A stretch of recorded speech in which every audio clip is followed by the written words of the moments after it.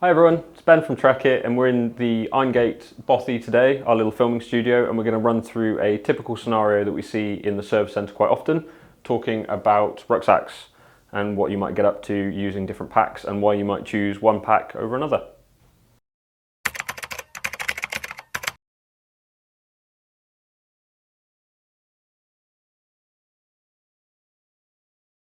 So we'll start with the sort of activity you're potentially getting up to.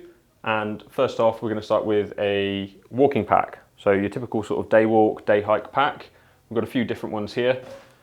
For example, we've got the Talon 22, which is on the smaller side of things. And then just as an alternative for this example, we've got an Abisko Hike 35 from Fjäriven. Both of these packs are suitable for day walks, but slightly different, mainly due to the capacity and a few other little features about them. The Talon, or something of this size in the sort of 18 to 25 litre range, is a little bit more suited to summer walks or when you want to be carrying a little bit less kit. And then the Abisko Hike comes more into play when you're looking for something maybe for a winter walk, or possibly when you're out with a few more people, you're carrying a little bit more kit, maybe you've got your camera in there, or like me, you just take an awful lot of snacks with you. Next up, we'll talk about some of our trekking and backpacking packs. So our trekking and backpacking packs, you might notice, are going to be a little bit bigger, because generally speaking, you're going to be carrying a lot more stuff with you if you're going either for sort of a few day overnighter, in which case something like a Chilatse 42 to 47 or other packs in that sort of size range. Generally anything sort of 35 litre plus will do for a few overnight stays, or you're going up something like a Kestrel 68 if it's a longer trip. Maybe you're doing your Duke of Edinburgh, or you're just on a much longer distance trek and you just need to carry more stuff. So talking of Duke of Edinburgh, especially if you're going on your gold expedition, you'll probably end up with quite a long kit list. So you'll have an awful lot of kit that you've got to take with you that you're required to be allowed to go. So you'll have your sleeping bag, your tent, all sorts of other things that you're going to be throwing in your pack, which is why they recommend a much bigger rucksack. When you get a little bit further into your trekking and backpacking journey, you might find yourself buying some slightly nicer kit, so a smaller, lighter down sleeping bag, for example, or just some slightly nicer kit that packs down a little bit smaller. That's where you can potentially get away with moving away from a Kestrel 68 to a smaller sized pack. So it's going to be a little bit lighter, a little bit smaller, and a little bit more comfortable to carry. Otherwise, you're still on a longer distance trek, then the bigger pack makes a lot more sense because you need to be carrying all of that extra stuff with you. So next up on our list will be climbing packs. So with climbing packs, a little bit different to the rest of the field. Funnily enough, they're a little bit more specific to climbing and slightly more vertical adventures. But generally what you're looking for with these is, it comes down to capacity again, same as with all the other packs. If you're out at your local crag and it's sort of a single pitch, or maybe if you're just bouldering and you want to keep everything together, you can go for something like an Orcus 24. Just as an example, it's a little bit smaller, a little bit lighter.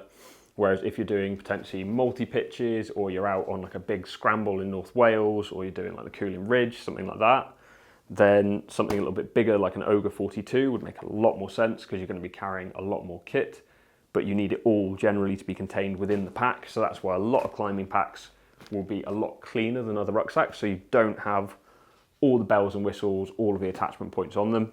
They're just a lot cleaner so that you've got less to catch on, and you can completely strip the outside of these packs down so you don't have any of the adjustment straps and toggles on them if you don't need them. You can fold the hip belts away, just makes your climbing experience a little bit nicer, but they're not nearly as comfortable as other packs to carry, and they're generally not adjustable. So these guys are not going to be as comfortable and won't be as adaptable in their fit because you don't have a sprung back or anything like that, but they're for a purpose, they're for climbing with. So last up on our list of packs is going to be running packs and running vests. So running packs are the last category that we're going to talk about in terms of sort of pack styles. I'm wearing some of the more vest styles, so it's a Montane Gecko. I think this one's the 5 Plus. We've also got a Gecko VP 20 Plus over there. These guys are a little bit more specific again, a bit like the climbing packs. They are dedicated to running with, so they've got more of a vest style to them. They're a lot more secure and they sit a lot higher up on the back, so that they're not going to move around as much as sort of a bigger rucksack. And these guys, funnily enough, are designed purely for running or sort of maybe some fast packing stuff. This is really for sort of shorter distance runs or where you're carrying very minimal kit. You know, you've got your hydration sorted, things like that. Or if you need more capacity, but you're still going to be running, so you're running like an ultra, or you're doing something overnight, like you're doing a mountain marathon, then you will need something that's a little bit bigger, but you still want as lightweight as possible and still with that vest style, so it keeps things nice and secure.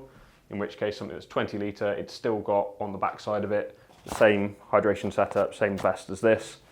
Makes life a lot easier. As you can see, I have a runner's physique and this fits me beautifully. I won't be running around at all because I don't like running.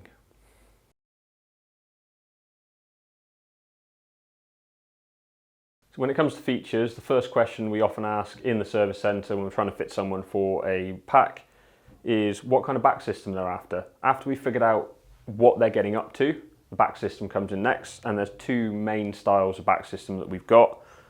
We've got either a more traditional flat style back, which will have some sort of mesh. This Abisko Hike 35, for example, is very basic. So it's padded, it's comfortable, but it's not the most breathable thing in the world. But it's very simple and comfortable. It's been around for a very long time.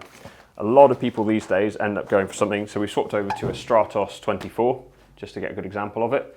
And this has a sprung mesh back on it. So a big advantage of this guy is that it is physically more ventilated. We've got an air gap. If I move to the side here, you can see that. Got an air gap between the back of the pack and where your back would sit. So you've got a physical air gap, so it'll be much more ventilated and potentially a little bit more comfortable. It also means that there is a physical frame in this pack just to make it a little bit more sturdy and solid.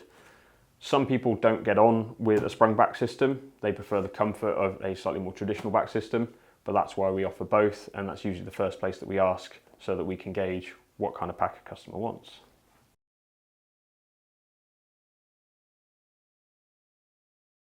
The other main thing to consider when choosing your pack is any specific features that you can or can't live without. So we've got two very different packs here, one that's primarily designed for climbing, especially for bigger days, and one that's a little bit more of a day pack. So the feature sets are actually quite different between these packs. It's not to say that you couldn't use something like a Talon 22 for climbing, and you couldn't use an Ogre 42 for walking and hiking, because they're essentially rucksacks, they will carry things, but there are some features that are specific to some that you just won't get on the other. And it's not just with these two packs in particular, it's across the entire range. And there's a few things that you should really be looking out for. Most people that are sort of hiking or walking will have a few different feature set requirements to a climbing pack. So for instance, don't fall over. So on this guy, you've got bottle pockets on the side for stashing water bottles, other quick access goods, something that you just don't get on a climbing pack because you want the climbing pack to be as clean as possible. You've got compression straps on the side here so that you can press the load, or you can strap other things in on this guy. You still have the compression straps here, but you've also got the pockets. This guy also features attachments for walking poles, and because it's an Osprey, you also get the quick access ones on the front as well, which is also quite nice. Whereas you have a slightly different feature set. I'm just going to fall down, he's not going to stay where he wants. A different feature set on this guy. You do still have attachment loops, but this is primarily designed, that was good, primarily designed for ice axes. So you can connect your ice axes in, or you can have the shafts, the heads crossing through here, which is something that you really wouldn't want to be doing with a Talon 22. Same difference in terms of the opening and closure. This guy is designed way more towards using with gloves, things like that. So you've got big, easy to use buckles on the top of it, rather than, and cinch toggles, things like that, rather than zips. And it's just a few other things that you'd have to consider. Going over to the back, the most important feature on any rucksack ever, the hip belt pockets, snack pockets. You basically just want to look at how many snacks you can get in these pockets and not think about anything else. At least that's what I do when I go. Whereas on a climbing pack, let me spin this guy around, the hip belts are a lot more minimal, get them the right way, and the hip pads are actually removable. You don't have any pockets on this guy, and what you'd actually be doing a lot of the time is folding this guy out of the way when you're actually climbing, because you're potentially going to have a harness on, so you need everything out of the way, and you can strip this pack back completely. Other than that, you know, you've got things like expandable capacities. So with this loop here, you've got loads of extra cord. You might be wondering why that's there. so that you can chuck a climbing rope underneath the lid here, cinch in and go with your climbing rope, and it's just got extra capacity. Same with these attachment loops on the side here, and you've got daisy chains down the front that just make life a bit easier for attaching extra things to. Maybe you're hauling a lot more gear, so you can clip another rucksack to the back here, whereas a Talon doesn't have any of that. You've just got sort of a stash pocket on the front. So choosing your features, whether you really need a waterproof rain cover, whether you need it to be hydration compatible, all sorts of things like that. The way that the rucksack opens, you know, some of them will be zip opening, some of them will have a sort of a roll top or a cinch closure. It's all things to consider when using a rucksack, and it can really depend on what you're getting up to as well. Just a little disclaimer when it comes to all of these rucksacks. Some features will only be available on certain packs, and that can also be very much determined by budget. If you can up your budget a little bit, it usually means that you will have more choice, and you potentially get a rucksack that is either a little bit lighter, just a little bit nicer, or will have some other features that you don't get on certain other rucksacks. So it's just something to bear in mind. If there's any of these rucksacks that you'd like to take another look at, click the links that are going to appear on screen now. If you'd like some help and advice on fitting your pack, we also have a link to that in the description with a video that features Hannah. So hopefully this video has given you a bit of an idea on how to select a specific rucksack. As always, you can contact us in the service centre and we'll be happy to help as well, or our customer service team if you're not local to Hereford. Thanks and bye-bye.